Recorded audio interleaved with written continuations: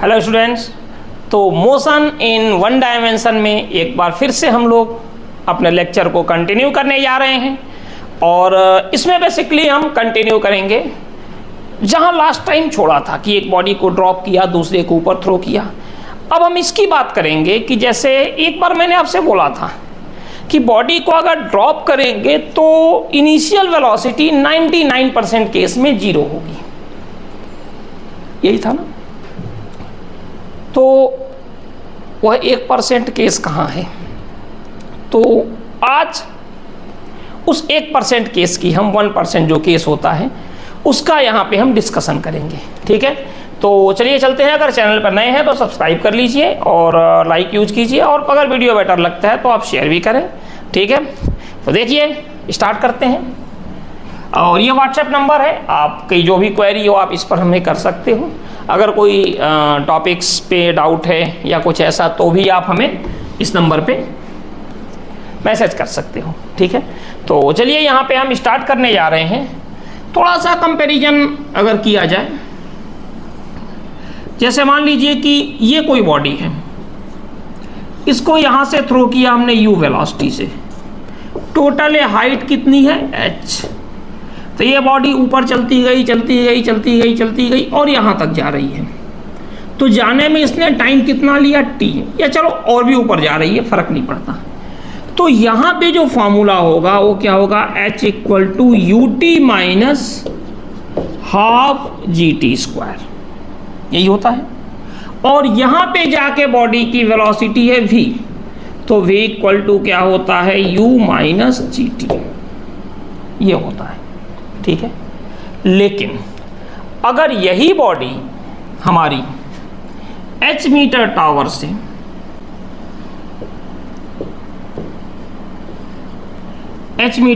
से हम ऊपर की तरफ थ्रो कर रहे हैं, तो बॉडी पहले ऊपर जाएगी और फिर नीचे आएगी यहाँ पे, और ये इसकी फाइनल वेलोसिटी है। समझना इस चीज को।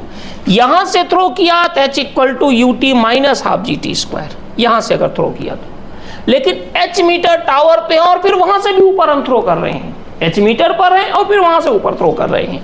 तो इस केस में फॉर्मूला होता है h equal to minus u t plus half g t square, and final velocity v equal to minus u plus g t, ये होता है, ठीक है। तो इन दोनों को हम एक साथ आपको बताने जा रहे हैं। तो थोड़ा सा आप देख लीजिए, यहां समझिए। सबसे पहले केस में हमने यहां पे क्या किया,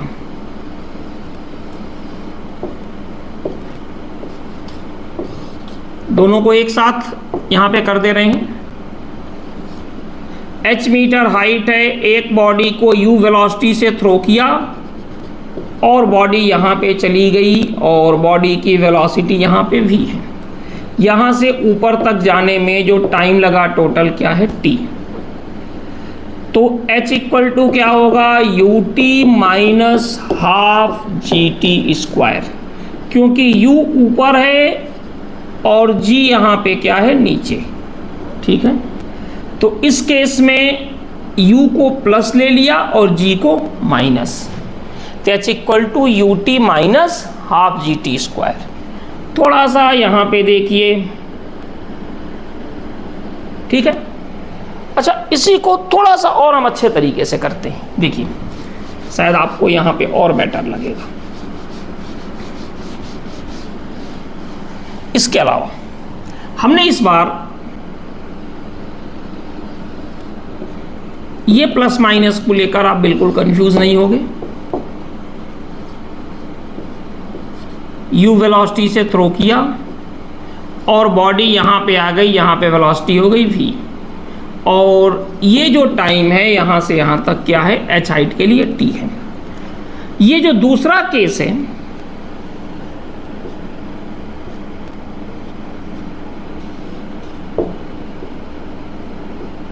h मीटर हाइट का है, इससे बॉडी को फिर थ्रो किया ऊपर की तरफ, बॉडी ऊपर गई और फिर बॉडी यहाँ पे नीचे आ गई, कैसे, v वेलोसिटी से। इस बार भी टाइम कितना लगा, t, टोटल टाइम लगा t, ये पूरा टाइम। ठीक है, अब इन दोनों को कंपेयर करते हैं। ठीक है, तो देखिए यहां पे h मीटर हाइट से एक बॉडी को नीचे की तरफ थ्रो किया तो h इक्वल टू क्या हो गया, ut plus half gt square, and v equal to क्या हो गया, u प्लस gt। अब यहां पे जो u नीचे था तो प्लस था, अब इसकी डायरेक्शन को रिवर्स कर दिया तो अब यही सेम हो जाता है minus ut plus half gt square and v equal to minus u plus gt। ठीक है, समझना इस चीज को, h मीटर हाइट से बॉडी को नीचे थ्रो किया तो u प्लस हो गया और इसी की डायरेक्शन को रिवर्स कर दिया तो क्या हो गया, माइनस। तो ये याद रखिएगा, h मीटर टावर से अगर किसी बॉडी को ऊपर से नीचे थ्रो करेंगे तो h equal to ut plus half gt square and v equal to u plus gt। लेकिन h मीटर टावर पे और यहां से किसी बॉडी को ऊपर थ्रो कर रहे हैं तो फिर हमारे पास होगा h equal to minus ut plus half gt square and v equal to minus u plus gt, क्योंकि h जो है वो हमारा डिस्प्लेसमेंट है। ठीक है, तो ये चीज हमें इस यहाँ पे ध्यान रखनी पड़ेगी। ठीक है, अब इसके बेस पे जैसे अगर हमें क्वेश्चन करना चाहें तो छोटा सा क्वेश्चन करते हैं और फिर एक आपको वो हम डिस्कस करने जा रहे हैं जिसमें कि हमने आपको बताया था कि u हमेशा 0 नहीं होता। ठीक है, ये कैसे होगा तो हम बताने जा रहे हैं। तो नोट कीजिए, a particle thrown from the top of the tower, a particle thrown from the top of the tower of height 80 meter, of height 80 meter, a particle thrown from the top of the tower of height 80 meter, ये तो note कर ही लिया होगा आपने, with initial velocity 30 meter per second upward, a particle thrown from the top of the tower of height 80 meter with initial velocity 30 meter per second upward. Find the time and velocity. Find the time and velocity when body strike with the ground. ठीक है, हम इसका discussion करने जा रहे हैं। देखिए यहां से सबसे पहले डायग्राम हम बना लेते हैं। हाइट कितनी है, 80 मीटर। थ्रो इसको कैसे किया, initial velocity 30 metre per second और फिर फाइनली ये ग्राउंड पे गई। ठीक है, g को हमें यहाँ पे लेना है 10 मीटर पर सेकेंड स्क्वायर। मैंने आपसे पहले कहा था अगर गिवन नहीं है तो 9.8 ही लेना है। कंडीशन देखिए ध्यान से, h मीटर हाइट पर है और उससे भी ऊपर थ्रो कर रहे हैं। h मीटर हाइट से ऊपर, नीचे करते ut plus half gt square, नीचे से ऊपर करते ut minus half gt square, लेकिन h मीटर टावर पे है और फिर वहां से ऊपर थ्रो कर रहे हैं तो फिर अपने पास होगा h equal to minus ut plus half gt square. Height कितनी है, 80 मीटर, u कितना है, minus 30t plus half g कितना है, 10 इंटू टी स्क्वायर। तो 2 से कर दिया तो हो गया 5। ठीक है, तो यहां से क्या हो जाएगा, 80 equal to minus 30t plus 5t square.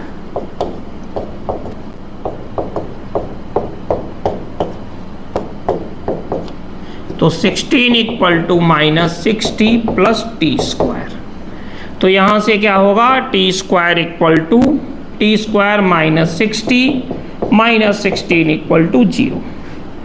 तो यहां से 16 8 into 2 t square minus 8t plus 2t minus 16 equal to 0। तो यहाँ से t कॉमन ले लो, क्या आ जाएगा, t माइनस 8 प्लस 2 कॉमन ले लो, t माइनस 8 इक्वल टू 0। तो यहाँ से क्या आ जाएगा अपने पास, t minus 8 and t plus 2 equal to 0।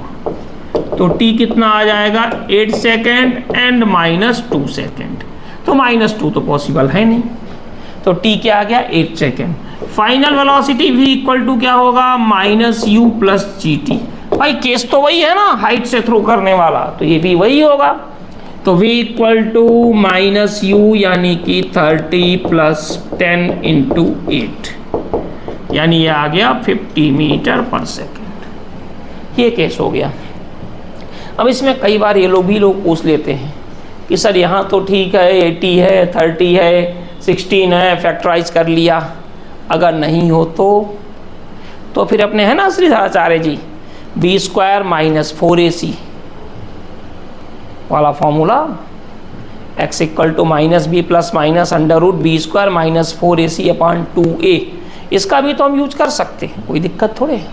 ठीक है, तो ये कंडीशन होगी। ठीक है, चलिए अब थोड़ा सा ये नोट नहीं किया है तो आप कर सकते हो।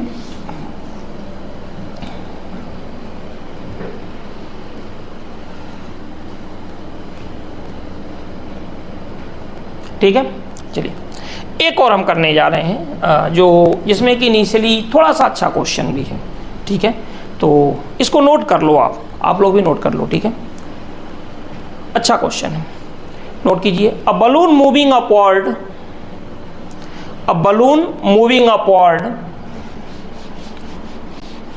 with constant velocity 5 meter per second. A balloon moving upward with constant velocity 5 meter per second. ठीक है, बलून 5 मीटर पर सेकेंड से जा रहा है। नोट करो, at a height of 80 metre a stone dropped from balloon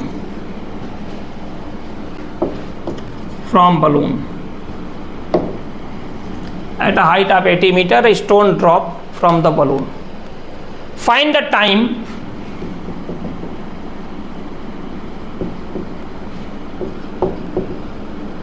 and height of balloon from ground when stone strike with the earth. Find the height of the balloon from the ground when stone strike with the earth and time. Also find final velocity of the balloon. Balloon की final velocity भी आपको find करना है। ठीक है, question एक बार फिर सुन लीजिए। A balloon moving upward with constant velocity 5 meter per second. At a height of 60 meter, a stone dropped from the balloon. Find the height of the balloon from the ground and time when stone strike with the earth. G equal to 10 metre per second. Height of 80 metre नहीं 60 metre लिखना। G equal to 10 metre per second square.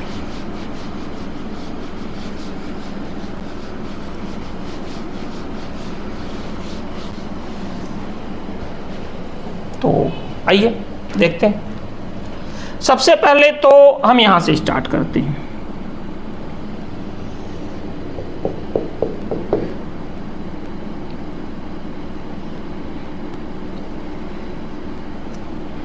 मान लीजिए कि ये balloon है जो 5 metre per second से ऊपर जा रहा है। बलून ऊपर चलता गया यहां पे आ गया।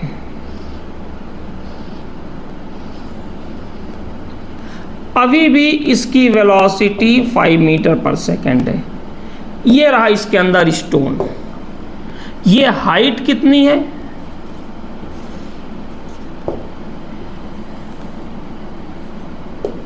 ये जो हाइट है 60 मीटर है। यहां से हमने एक स्टोन को ड्रॉप कर दिया। बस यहां पे आपको थोड़ा सा अपना कॉन्सेप्ट क्लियर रखना है। एक बात बताइए, हम ट्रेन में हैं, ट्रेन चल रही है, तो जो वेलोसिटी ट्रेन की होती है वही वेलोसिटी हमारी होती है ना। जो डायरेक्शन ट्रेन के वेलोसिटी की होती है वही डायरेक्शन भी हमारी होती है। तभी आप देखिए ट्रेन ऐसे चल रही है तो पता चला कोई ऐसे उतरा तो बस बड़ाक से नीचे गया। ट्रेन अगर इधर चल रही है तो इधर नहीं उतरना है, ट्रेन की डायरेक्शन में उतरना है। ट्रेन चल रही है ना, तो देखते हो कई बार स्टेशन पे कुछ लोग ऐसे होते हैं, मजबूरी की बात अलग है, बट नॉर्मली नहीं करना चाहिए। लेकिन इंडिया में आदमी को सब कुछ करने में मजा आता है जो नहीं करना चाहिए, ठीक है। तो ट्रेन से उतरते हुए कुछ दूर तक दौड़ते दौड़ते चलते हैं डायरेक्शन में। होता क्या है, जब ट्रेन स्टेशन पे आई तो उन आदमी के बारे में सोचो जो ट्रेन से उतर रहे हैं। जो ट्रेन की डायरेक्शन है वही इनकी डायरेक्शन है, जो ट्रेन की वेलोसिटी है वही ट्रेन के अंदर है तो इनकी वेलोसिटी है, सब कुछ सेम है। अब जब ट्रेन से जिस टाइम अलग हुए उस टाइम दोनों लोग बिल्कुल सेम कंडीशन में हैं। ट्रेन की वेलोसिटी इनकी वेलोसिटी, ट्रेन की डायरेक्शन इनकी डायरेक्शन, दोनों सेम है। लेकिन जो ही ट्रेन से उतरे फिर इनके जो पैर और रोड के बीच का फ्रिक्शन ने काम किया और धीरे धीरे अपने आप को स्लो करते हुए रुक गए और ट्रेन आगे निकल गई। यही कंडीशन यहाँ पे है। देखो, जब ये स्टोन बलून के अंदर है तो जो वेलोसिटी बलून की है वही इस स्टोन की है जो इसके अंदर है। जो डायरेक्शन बलून का है वही डायरेक्शन इस स्टोन का है। कब तक? जब तक ये स्टोन से जस्ट बाहर निकला, स्टोन ये बलून से बाहर निकला 5 मीटर पर सेकंड से। लेकिन एक बार जब बाहर निकला तो फिर इस पर किसने काम किया? ग्रेविटी। लेकिन जिस टाइम में बाहर निकला, कहां से निकला? बलून से। तो जो कुछ भी बलून की वेलोसिटी और डायरेक्शन होगी वही इस स्टोन की भी वेलोसिटी और डायरेक्शन होगी। हाँ, यहां से बाहर निकलने के बाद ग्रेविटी काम करेगी तो पहले थोड़ा सा ऊपर जाएगा और फिर ग्राउंड पे आ जाएगा v वेलोसिटी से। मुझे आपको यही बताना है। ये कंडीशन है भाई। दो कंडीशन है, या तो किसी बॉडी को ऐसे ऊपर थ्रो करें या फिर हम खुद उतनी स्पीड से जा रहे हैं छोड़ दें। भाई हमें उसको वेलोसिटी देनी है, वो वेलोसिटी बलून ने दे दिया इसको। क्लियर है? फिर सुन लीजिए, जो बलून की वेलोसिटी वही स्टोन की वेलोसिटी है, जो बलून की डायरेक्शन वही स्टोन की डायरेक्शन। कब तक? जब तक ये बलून के अंदर है या इससे बाहर निकलने के जस्ट बाद ये है। फिर जब एक बार बाहर निकल गया फिर इस पर ग्रेविटी ने काम किया तो स्टोन पहले ऊपर गया और फिर नीचे। अब बलून तब तक बैठा तो रहेगा नहीं। मान लीजिए बलून इतनी हाइट पे चला गया, तब तक यहां पे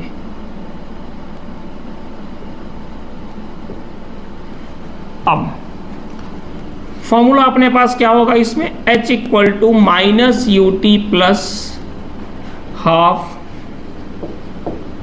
gt स्क्वायर। हाइट कितनी है?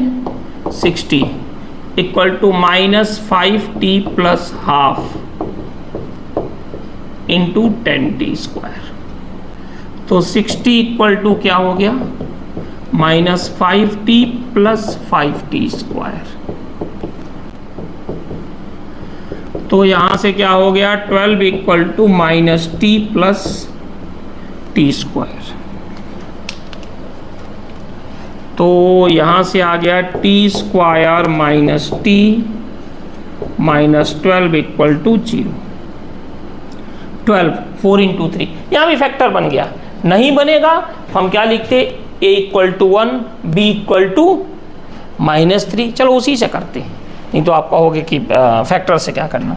इसको हम कंपेयर कर रहे हैं। A t square plus b t plus c equal to 0, a x square plus b x plus c equal to 0। यहाँ टी का फंक्शन है तो a t square plus b t plus c equal to 0।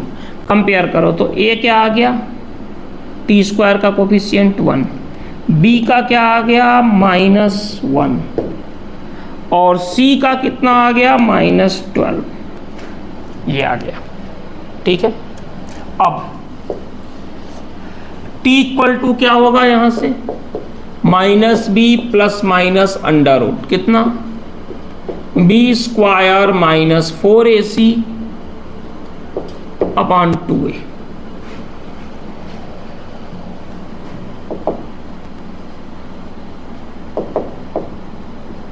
Minus of -1 plus minus under root b square -1 का square -4। ए क्या है देखो यहाँ से 1 और सी क्या है -12 अपॉन 2 इंटू 1। ये हो गया जाएगा 1 प्लस -1 का स्क्वायर 1 प्लस 48 अपॉन 2। तो 1 प्लस माइनस रूट 49 अपॉन 2 यानी कि 1 प्लस -7 अपॉन 2। तो एक बार हम क्या ले लेंगे t 1 प्लस 7 अपॉन 2 t की वैल्यू, और एक हो जाएगा 1 माइनस 7 अपॉन 2। तो 8/2 यानी कि 4 सेकेंड और -6/2 यानी कि -3 सेकेंड। तो टाइम तो माइनस में पॉसिबल नहीं है, तो t क्या आ गया 4 सेकेंड। ठीक है, अब टाइम आ गया 4 सेकेंड। अब बात तो वही है कि 4 सेकेंड में जब बॉडी यहां पे आई तो बलून तो यहां रुका रहेगा नहीं, जो ही ये गिरा 0 1 2 3 4 तो बलून भी 0 1 2 3 4 यहां चला जाएगा। तो बलून को यहां से ऊपर तक जाने में कितना टाइम लगा 4 सेकेंड। बलून को यहां से ऊपर तक जाने में टाइम लगा 4 सेकेंड। लेकिन ये जो 5 मीटर पर सेकेंड है ये आपको ध्यान रखना है, ये कांस्टेंट है। तो कांस्टेंट के लिए फॉर्मूला क्या होता है, speed equal to distance upon time. तो स्पीड कितनी है 5, डिस्टेंस क्या है x, टाइम क्या है 4। तो x इक्वल टू हो जाएगा यहां से 20 मीटर, यानी बलून 20 मीटर और ऊपर चला जाएगा यहां से। टोटल हाइट क्या होगी 60 प्लस 20, जब स्टोन स्ट्राइक करेगा टोटल हाइट क्या हो गई 80 मीटर बलून की। ठीक है, और final velocity v equal to -u plus gt, यानी -u क्या है 5 प्लस 10 इंटू t क्या है 4। तो यहां से v की वैल्यू हो गई 35 मीटर पर सेकेंड, ये हो गई v की वैल्यू।